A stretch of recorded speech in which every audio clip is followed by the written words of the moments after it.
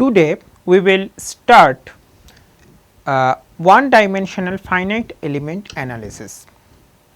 In this chapter we will first understand different steps in finite element analysis using an example of discrete linear spring.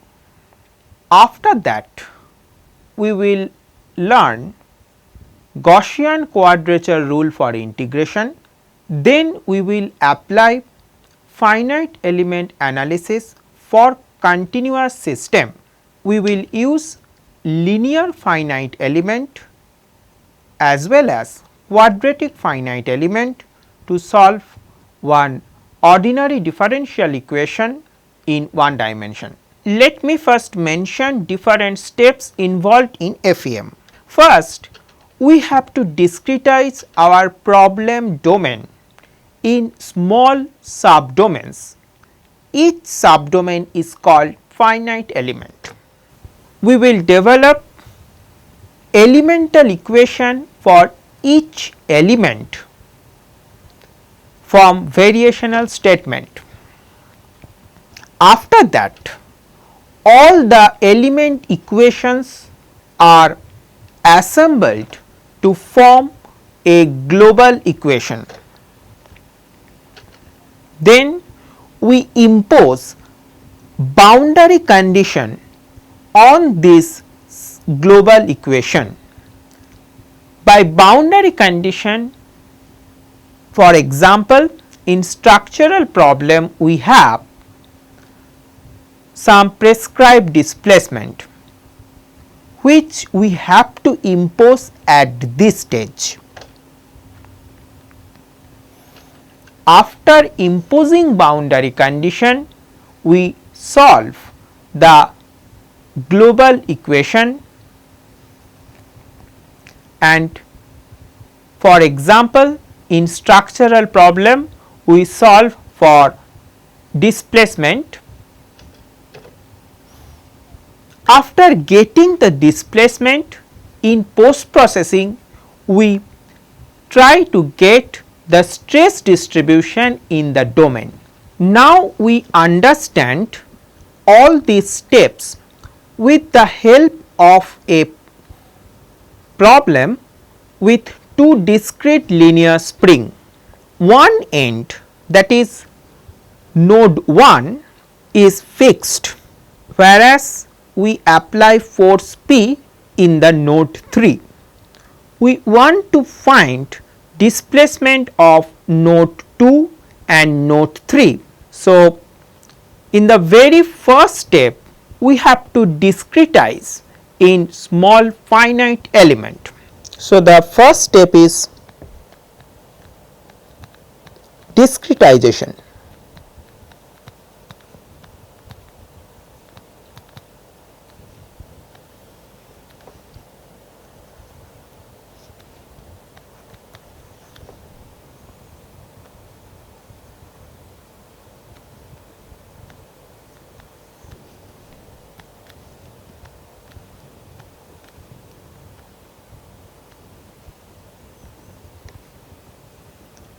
Now, here this encircled numbers are element number.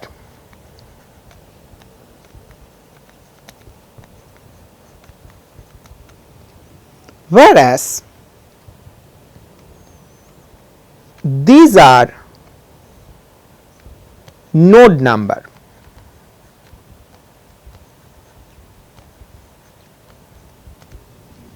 Thus, we discretized the problem domain in two elements. Now, we have to construct elemental equation for each element.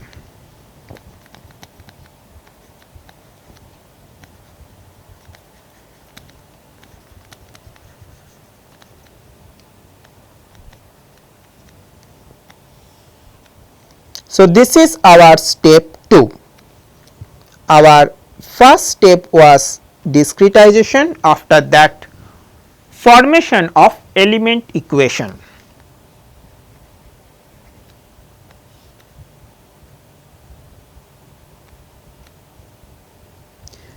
Suppose for each element we have spring stiffness Ke. E is the arbitrary element number. It has two local node 1 and 2. Now,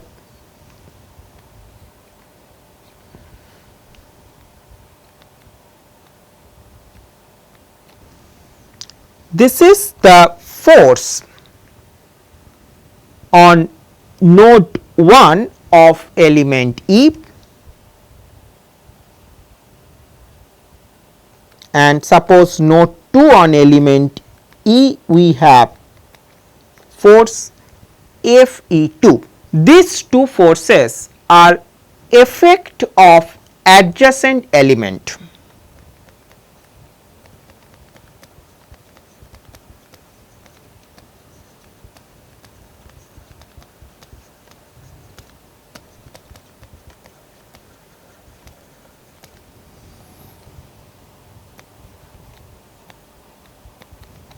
This is the displacement for local node 2 and local node 1.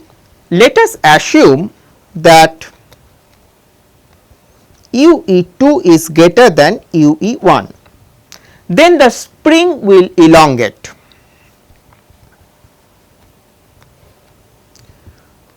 So, on the spring there will be Fs, which is nothing but Ke UE2 minus UE1. Now, on node 1 there will be force Fs in this direction, which should be opposite to this Fs, and also there is force Fe1, which is the effect of the elements left to our element E. Now, if we write the equilibrium equation at node 1, so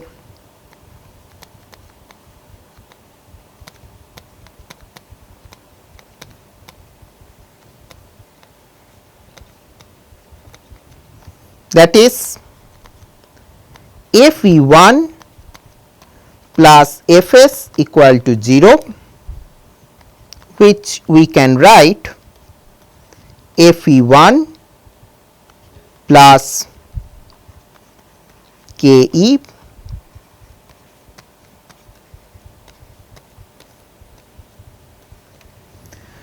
now, if we consider node 2, then on node 2 Fs will act in this direction, which should be opposite to this Fs,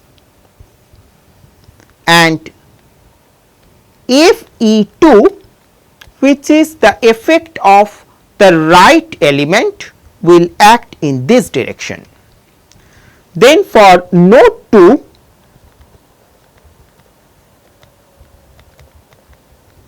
our equilibrium equation is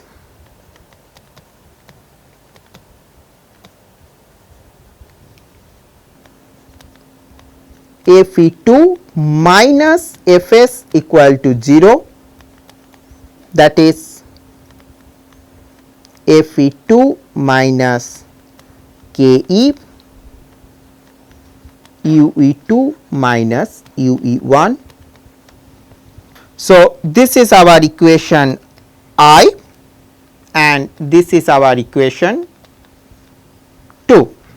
Now, these two equilibrium equation we can write in matrix form. So, equation 1 and equation 2 we can write as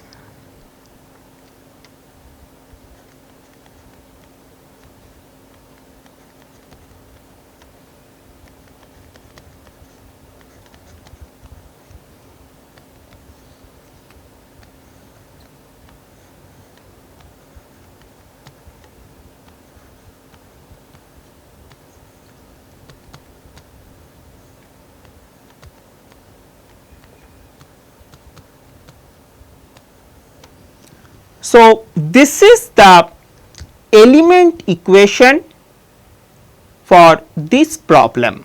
In this case, we have developed the element equation from equilibrium equation or force balance at two nodes. For continuous system, this element equation is developed from the variational statement directly.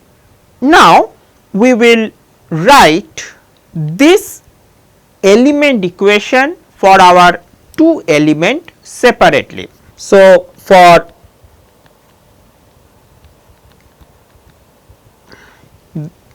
element 1, we have spring stiffness K1, for element 2 we have spring stiffness K2.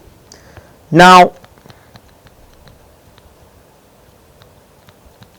for element 1 we can write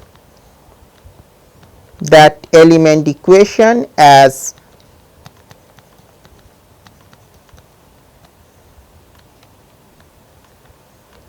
if you notice that is K minus K minus Kk, and this one is your displacement of left node, displacement of right node.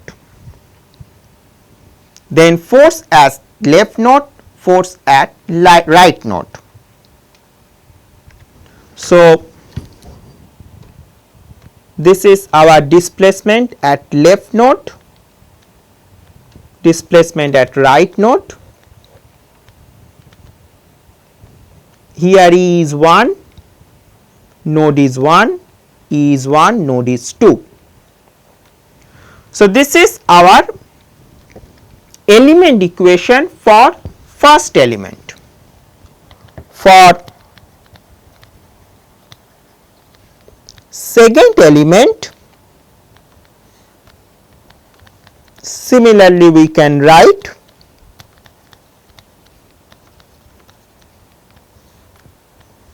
now displacement of left node is U2 because that is the second node, displacement of right node is U3, and this is on element 2 at local node 1, on element 2 at local node 2. Now, we have the element equations for both the element. We have to assign global degree of freedom number for each row and each column. For first element, first row and first column is associated with global degree of freedom 1, second row second column is associated with global degree of freedom 2. For element 2, first row and first column are associated with global degree of freedom 2 and second row and second column are associated with global degree of freedom 3. Similarly, for load vector, this is associated with global degree of freedom 1, global degree of freedom 2, this is global degree of freedom 2, this is global degree of freedom 3. Now, we will do the third step, that is assembly of elemental equation into global equation. Now, in assembly, we have to see each element equation, and if some row, some column entry are repeated, we have to simply add those two entries. For this example, only 2, 2, that is, these are according to global degree of freedom. If you see, only second global degree of freedom 2, 2, that is second row second column are repeated. So, in assembly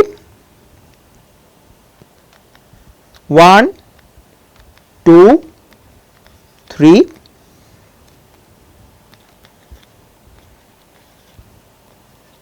if you see this 1, 1, that is K1, first row second column K1, second row first column minus K1, second row second column is K1. Now, if you see second row second column again is coming in second element, it will be simply added to K1. Second row third column is minus K2, that is this entry. Then third row second column is again minus K2, this entry, and third row third column is K2. Thus, if you notice, only these two are appearing twice for this example, therefore, they got added. This is very simple problem. In complicated problem, there will be lot of such common node. Now, there is no entry for row 1 and column 3. That is because there is no dependency between node 1 and node 3. So, they will be simply 0. Now, here it will be, I directly wrote in terms of global degree of freedom. Now, for load vector, this is F11. For second row, these two will be added.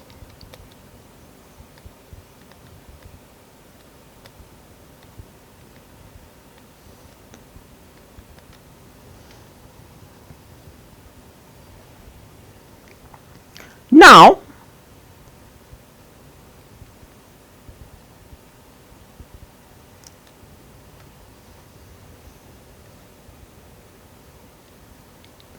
we have to give the loading at each node. So, for node 1, we do not know the force, that is F1. On node 2, if you see, there is no external force. So, actually what happened, this F12 and F21, they cancel each other, and because there is no external force, it is 0. They will be equal and opposite, and this F22, we have the load P. So, here the load vector is totally determined by external forces. The internal force between elements, they cancel each other. Finally, while we are writing the global equation, we have to write the external force. If you notice, there are 3 displacement for this problem, because there are 3 nodes and 3 forces F1, F2, F3. If you notice, the force at node 2, that is F2, which is 0, node 3 F3, that is P. So, these forces are known, whereas for node 1 it is fixed point. So, displacement is known, u1 is 0. So, for node 1 F1 is unknown, force is unknown. For node 2 and node 3 displacements are unknown. So, either force will be known or displacement will be known for each node. So, this is our assembled global equation. Let me rewrite the global equation.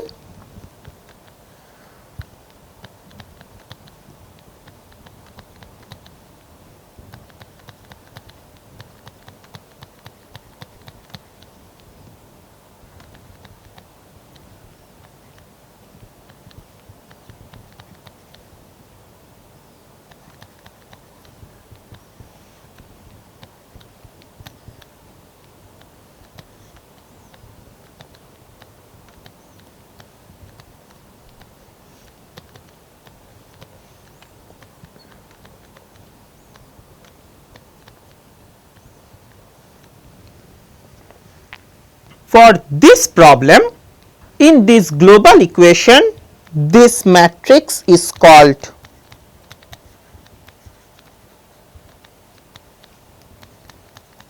stiffness matrix and this is called load vector. After assembly of the global equation, we have to carry out the next step, that is imposition of boundary condition.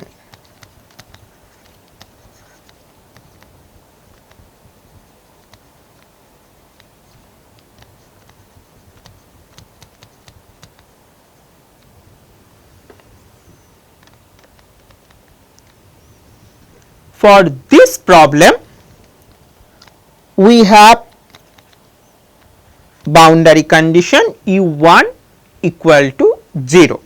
This step I will explain in more details because this frequently appear in every FEM problem, and I will explain in a more general way for some general non-zero prescribed boundary condition. Let us consider a general global matrix like this after assembly, and we have non-zero boundary condition u2 equal to delta. We want to impose this boundary condition. So, let me write the first row K11 u1 K12 delta 13 u3 14 u4 F1. Now,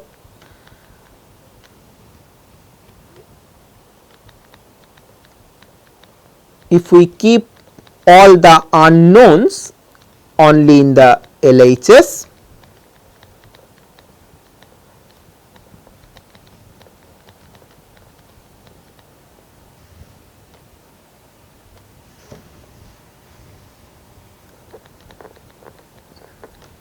because delta is known.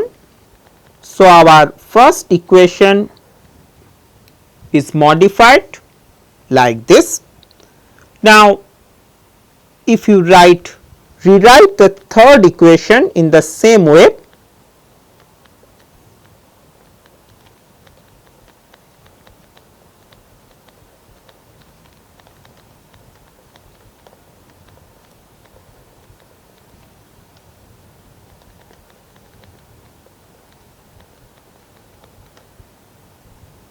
that will be K32 delta, because K32 will be multiplied with u2 for third equation, and the fourth equation will be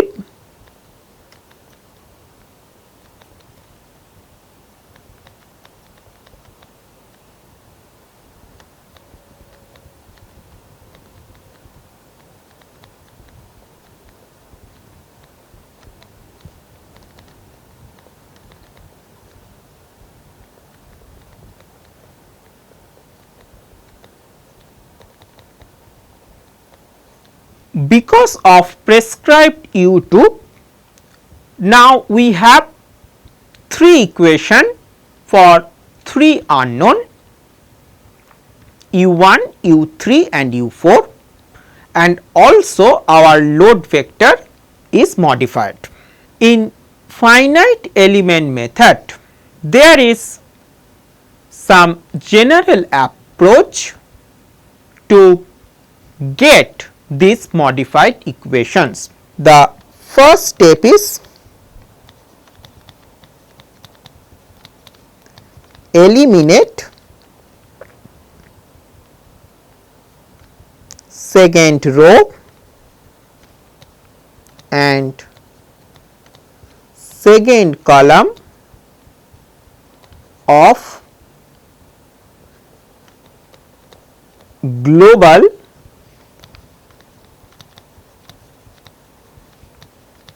stiffness matrix.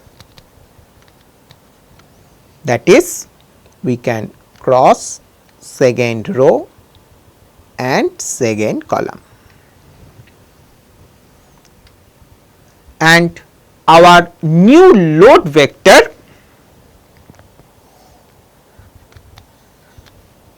that is Fi bar, that will be Fi minus Ki 2 delta. This will be for row 1, row 3 and row 4. If you check these 3 equation, here K 1 2. So, the second index which degree of freedom is prescribed, the first index which row I am considering. While I am considering ith row, then it is Ki 2. For third row it is K 3 2 and for fourth row it is K 4 2.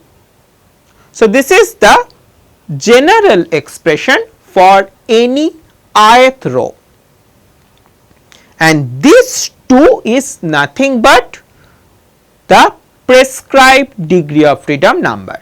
So, imposition of boundary conditions are essentially these 2 steps.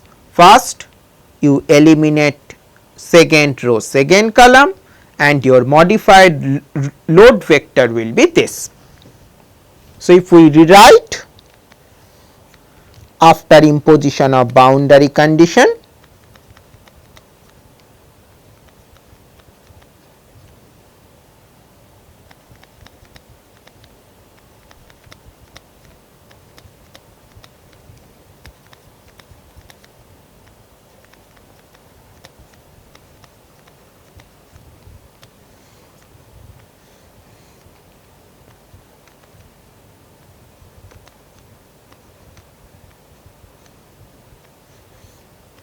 and our load vector is modified F1 bar, F3 bar and F4 bar, which are nothing but F1 minus K1 2 delta, this one,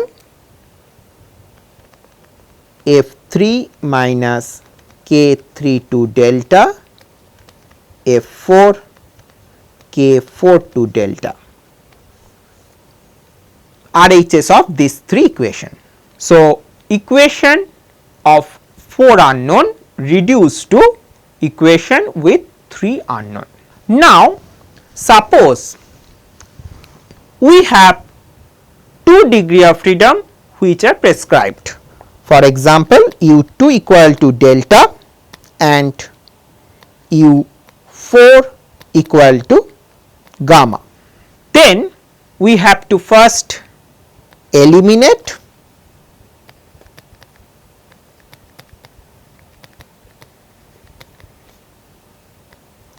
second row, fourth row, second column and fourth column of stiffness matrix.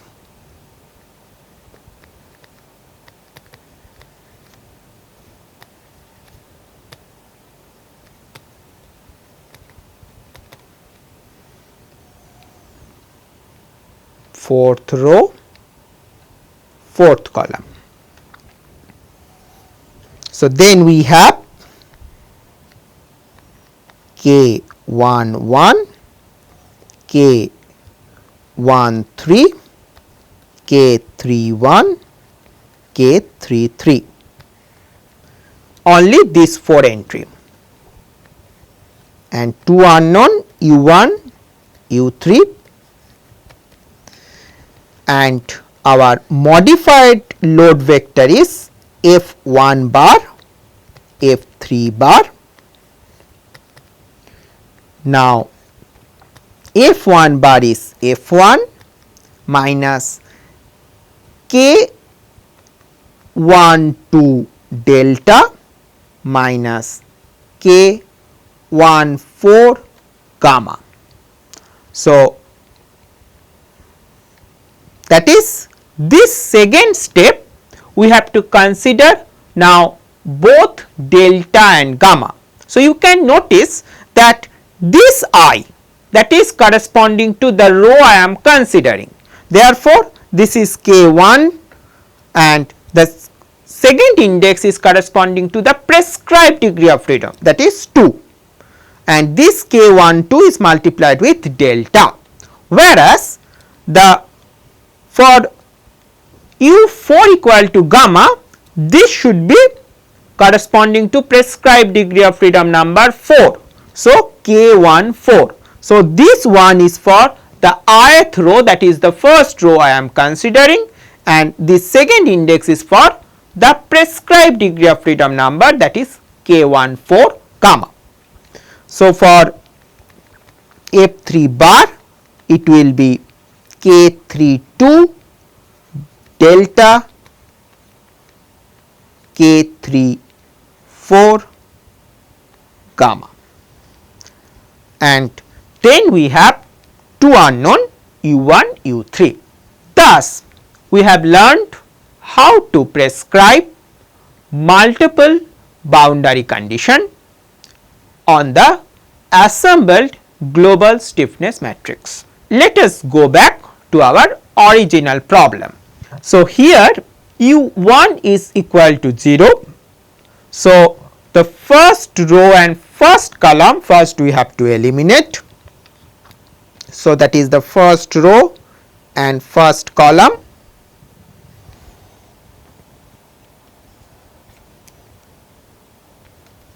So, the remaining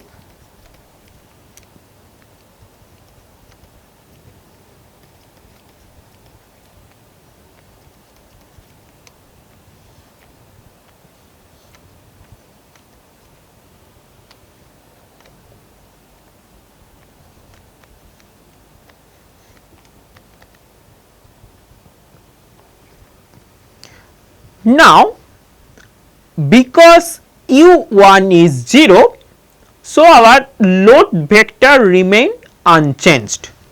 If you see here, this delta is 0. So, load vector remain unchanged. Only for non-zero boundary condition load vector is changed. So, that is F2 and F3 which are known. Thus, we have imposed the prescribed boundary condition u1 equal to 0. Now, we have to solve this equation. Fifth step, solve. So, this is the algebraic equation k1 plus k2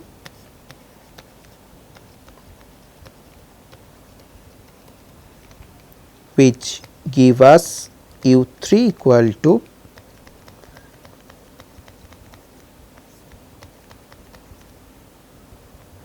u2. Now, the other equation is k2 u2 u3 equal to p. We can replace the previous u3 and we get k1 plus k2 minus k2 u2 equal to p, that is u2 equal to p by k1, and we can replace this value of u2 in u3. So, u3 is k1 plus k2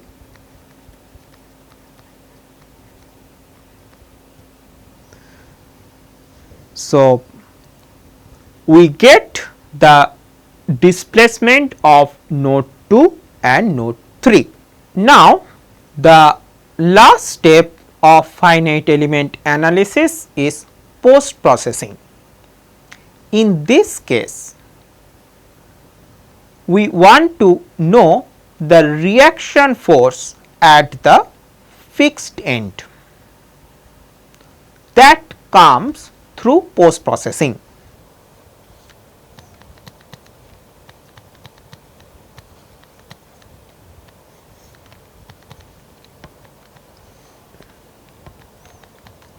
Already derived global stiffness matrix.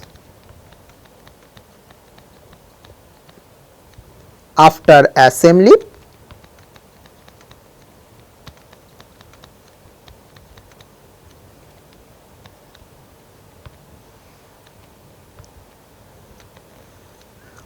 u1 is 0, u2 is p by k1 and u3 is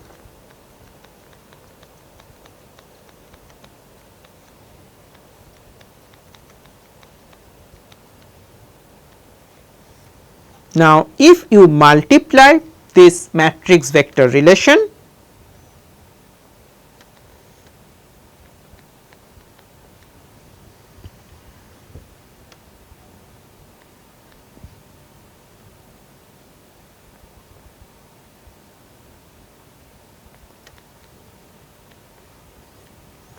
you will eventually get this vector where f2 and f3 they are our starting 0 and p, and f1 this was unknown, that is the reaction force at the fixed end which is minus p, which we get through post processing.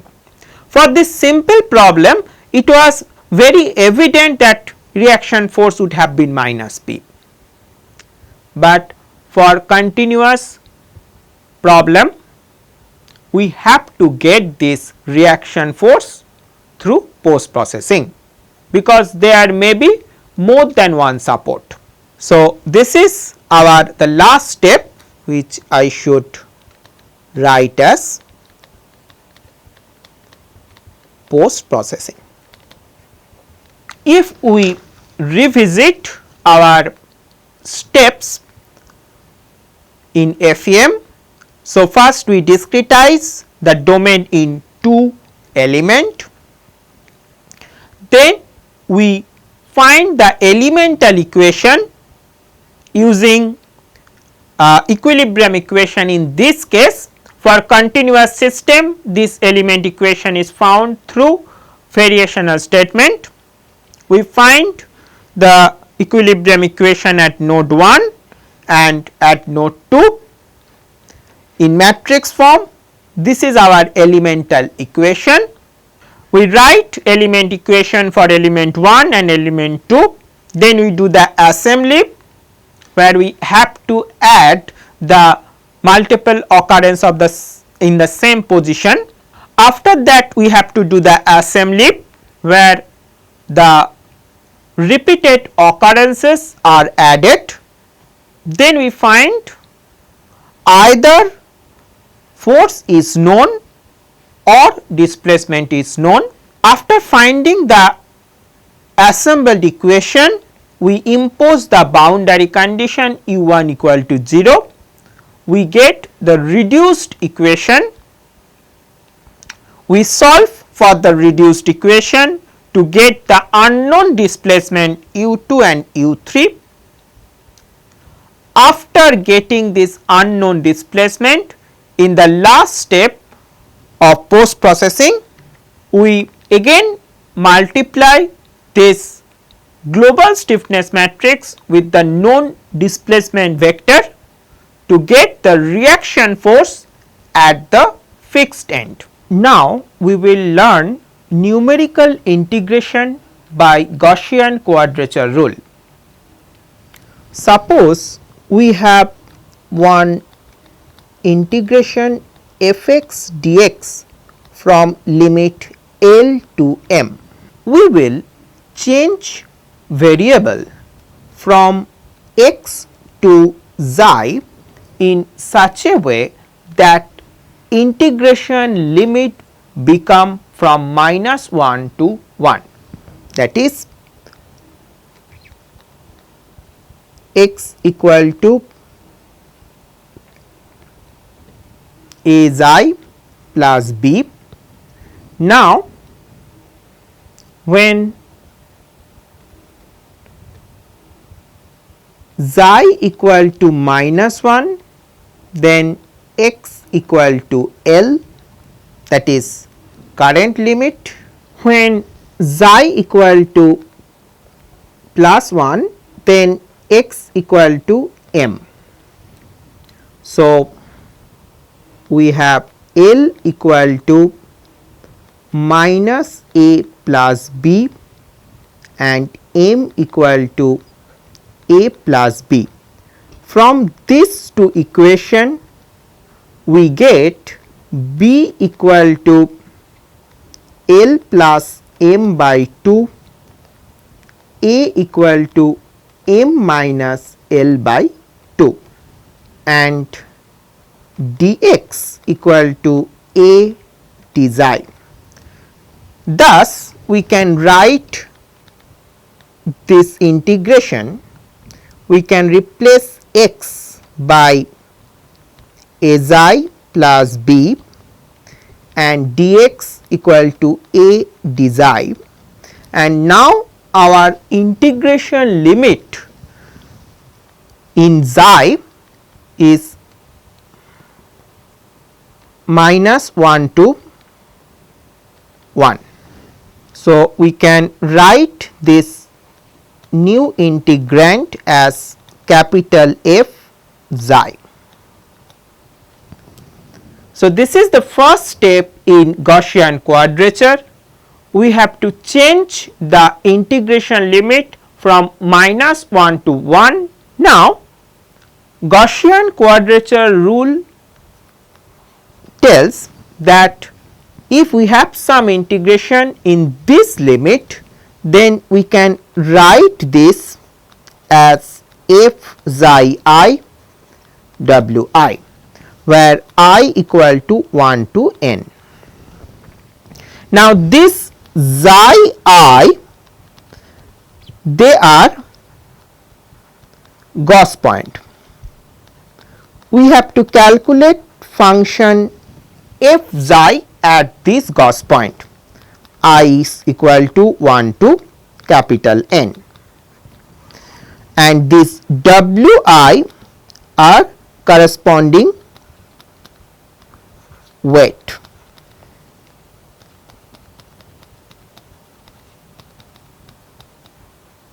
For this limit between minus 1 to 1, the Gauss points and weight are, if we use 2-point Gaussian quadrature, then these are the Gauss points xi I and these are corresponding weight.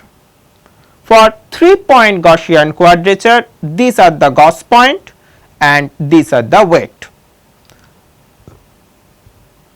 The first weight is associated with the first Gauss point, second weight it is associated with second Gauss point and the third weight is associated with third Gauss point.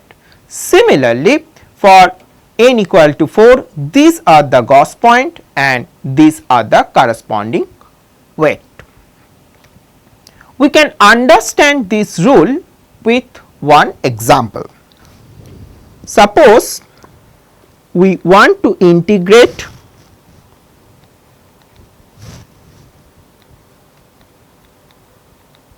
this.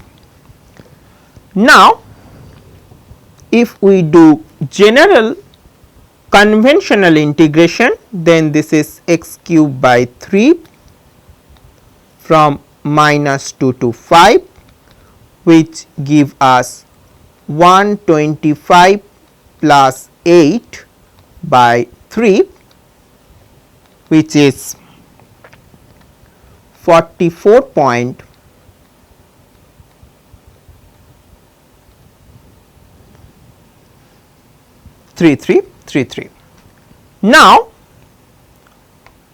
let us do the same integration with Gaussian quadrature. So, the first step is the substitution Asi plus B. So, when xi equal to minus 1, our x is minus 2, that gives us minus 2 equal to B minus A. Similarly, when xi is 1, x is 5, which give us 5 equal to B plus A, and after solving these two equation, we get A equal to 3.5 and B equal to 1.5. So, here dx equal to A d xi. So, we can change our integration x square dx minus 2 to 5, x we can replace as a xi plus b square, dx is a d xi and our integration limit is minus 1 to 1. So,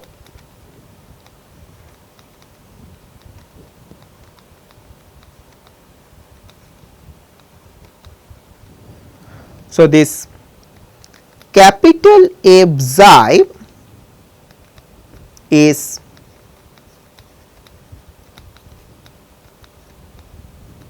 this quantity.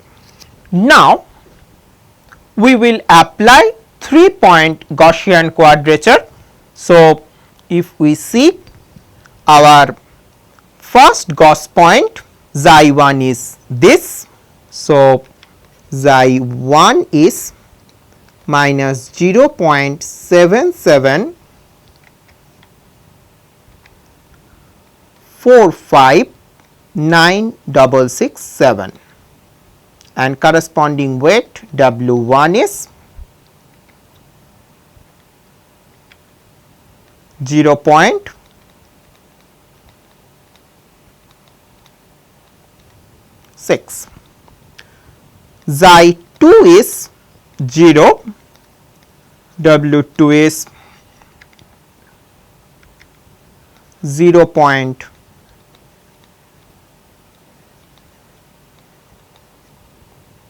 Xi 3 is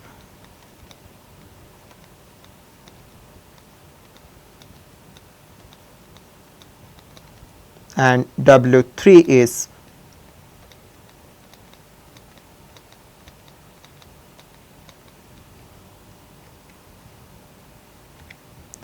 now. If we calculate, we will see f at xi 1 is 5.1336, f at xi 2 7.8750 and f at xi 3 62.0665. Now, this integration I, then we can write as f xi 1 W 1, f xi 2 W 2, f xi 3 W 3. So, these are the value of f xi 1, f xi 2, f xi 3 and these are the corresponding weight. If you calculate this, you will see